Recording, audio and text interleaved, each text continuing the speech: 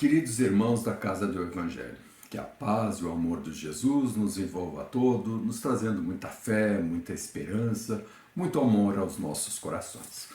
Hoje, em Conversando com a Casa do Evangelho, nós vamos fazer uma breve abordagem sobre o Sermão da Montanha, que é um convite às bem-aventuranças. A bem-aventurança, todos nós já devemos ter ouvido alguma passagem semelhante a essa. Bem-aventurados sereis quando os homens os aborrecerem, e quando vos separarem, vos injuriarem e rejeitarem o vosso nome como mal por causa do Filho do Homem. Uma passagem que está registrada em Lucas. Na verdade, todos nós sabemos essa esperança, essa alegria que o Sermão da Montanha nos traz. Mas tem coisas importantes para a gente refletir a respeito disso. Primeiro, nos alerta Emmanuel dizendo assim: confere Jesus a credencial de bem-aventurados aos seguidores que partilham de aflições e trabalhos. Salienta que Jesus categoriza sacrifícios e sofrimentos à conta de bênçãos educativas. Então a passagem de momentos difíceis, de sofrimento, de dor e angústia nas nossas vidas, quando bem entendidas, quando bem acolhidas, são grandes oportunidades de crescimento, de melhoria e de construção de caminhos novos para o nosso futuro. Mas, muitas vezes, as pessoas que passam por esses momentos não conseguem compreender essas dificuldades, reclamam, rejeitam o conteúdo educativo que a vida nos traz e muitas vezes não conseguem absorver todas as oportunidades que esses momentos difíceis, as angústias, as dores, as doenças muitas vezes nos trazem. E aí Emmanuel nos alerta de um tema muito importante. Existem muitos pobres e muitos aflitos que podem ser grandes necessitados no mundo, mas que ainda não são benditos no céu. Ou seja, não é porque nós passamos por sofrimentos e por dores, e muitas vezes até rejeitando esses sofrimentos, essas dores, blasfemando contra a própria vida, que eu sou bendito no céu. Não é porque eu sofro que eu já tenho as bem-aventuranças guardadas no meu coração. São várias as bem-aventuranças e elas servem de consolo para todos nós, porque somos seres em evolução. As bem-aventuranças não são para pessoas puras, santificadas, que já atingiram essa harmonia interior. São para as pessoas como nós, que enfrentam as dificuldades nos seus dia a dia. E elas nos dizem assim: bem-aventurados os pobres de espírito, ou seja, aqueles que são humildes, porque deles é o reino dos céus. Bem-aventurados os que choram, porque serão consolados. Mansos, porque eles herdarão a terra. Os que têm fome e sede de justiça, porque eles serão fartos. Os misericordiosos, porque eles alcançarão misericórdia. Os limpos de coração, porque eles verão a Deus. Pacificadores, porque eles serão chamados filhos de Deus.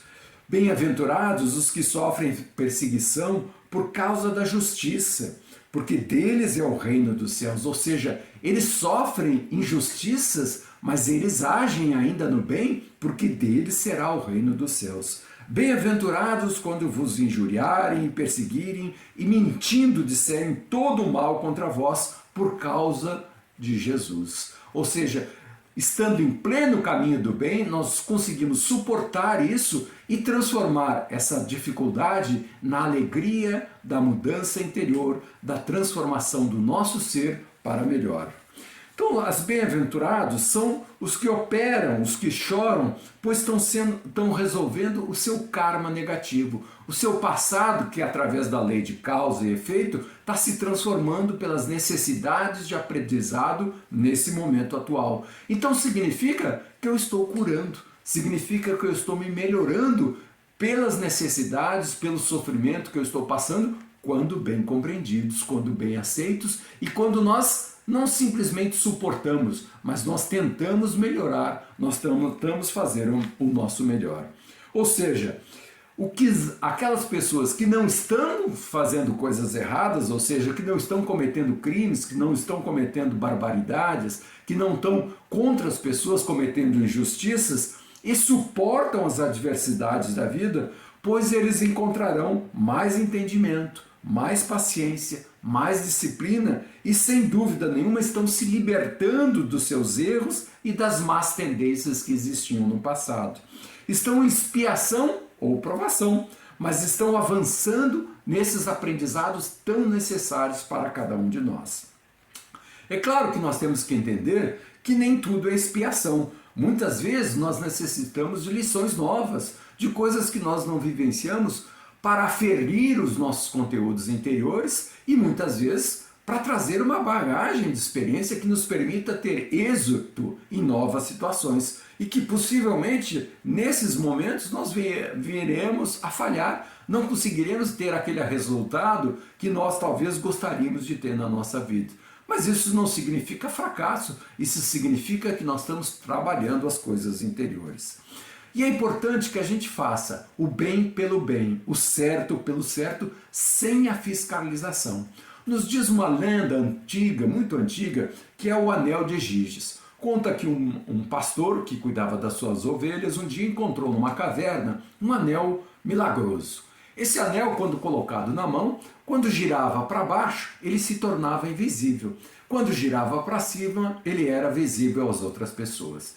E ele era um bom pastor, e ele era dado como uma pessoa educada, como uma pessoa gentil, uma pessoa muito tranquila, um amigo de verdade. Mas quando ele começou a usar esse anel, ele se dava conta que ele, ficando invisível, podia fazer coisas que ele nunca fez. E ele começou a roubar, ele começou a maltratar as outras pessoas na sua invisibilidade e começou a cometer verdadeiros crimes contra as outras pessoas.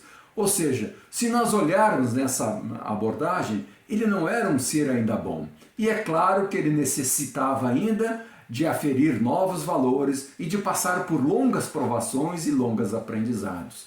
E isso é importante a gente ter ideia. Se nós somos bons, é porque somos de coração. Bem-aventurados os que sofrem, porque herdarão os céus. Ou seja, aquelas pessoas que já quilataram, que já transformaram o seu mundo interior para o bem. Essas pessoas encontram a felicidade, encontram a alegria. Existe um psicólogo, Adenauer Novaes, que ele faz algumas questões boas para a nossa reflexão. Ele pergunta: quer ser curado?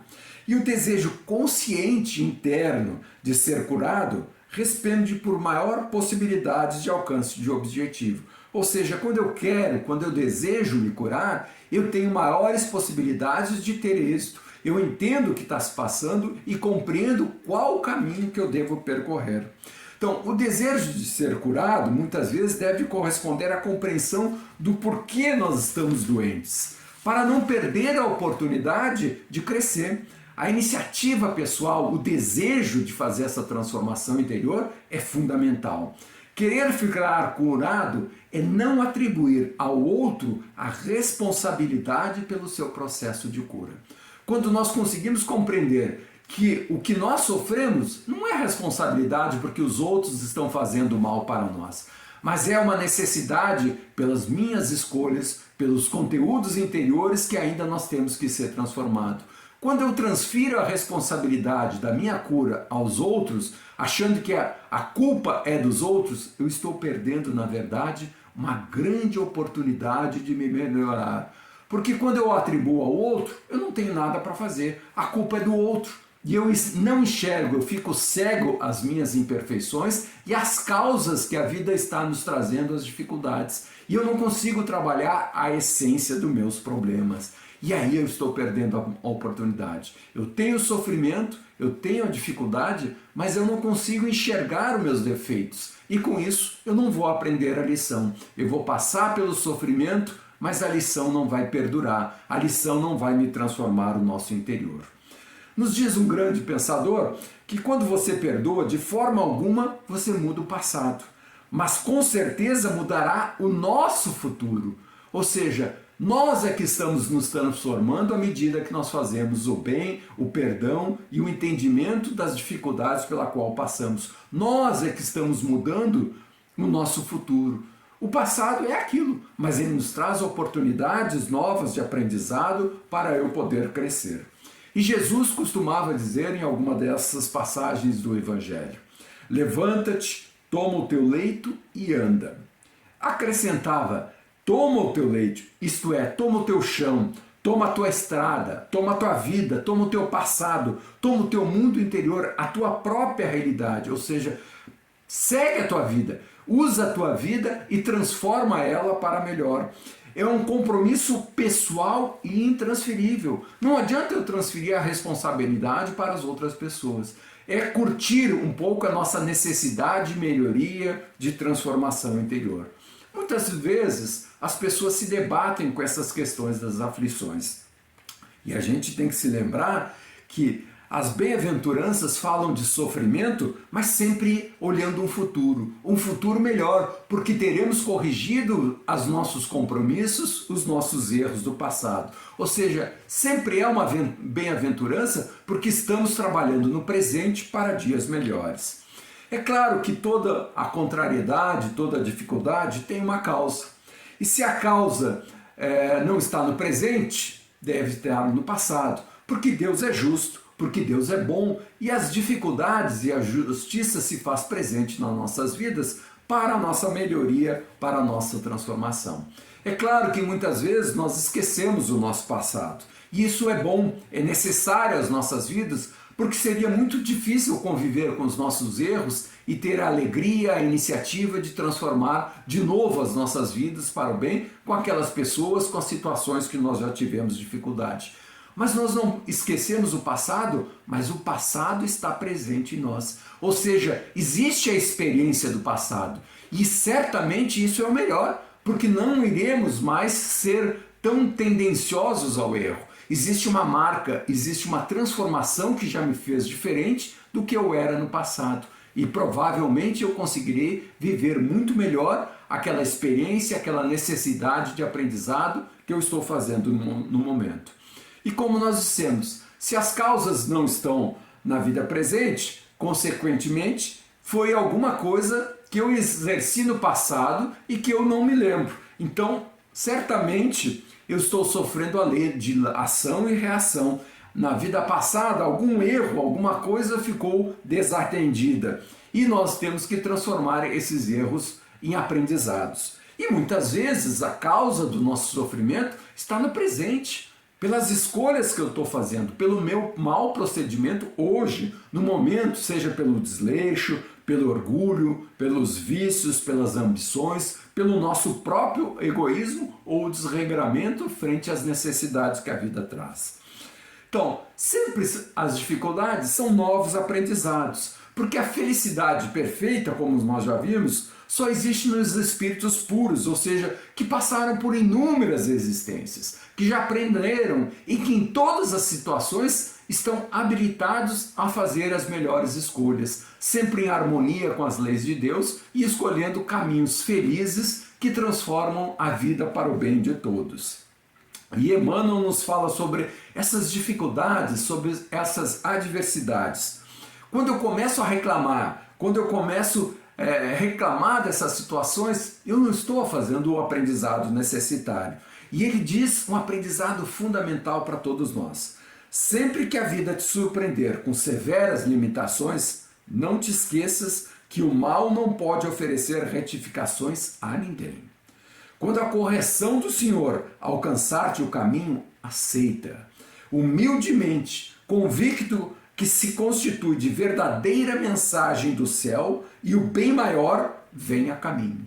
Ou seja, quando o mal chegar à nossa porta, fique tranquilo, fique alegre, supere as dificuldades, porque significa que uma mudança, que uma transformação profunda para nosso bem está a caminho, porque o mal não retifica ninguém. E se a dificuldade, a angústia nos bate à porta, é uma mensagem de que o bem está transformando o nosso conteúdo interior, que eu vou me melhorar, que dias melhores virão para o nosso futuro.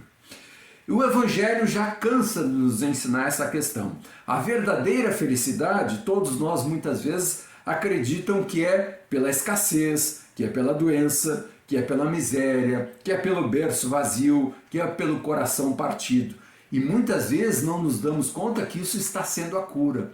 Que a verdadeira infelicidade, aos nossos olhos, muitas vezes, parece ser a alegria, a riqueza, a fartura, mas às vezes é a fama enganadora, muitas vezes eu estou na transgressão, eu estou cometendo erros, estou nos vícios, estou cometendo injustiças e eu acho que eu estou levando vantagem.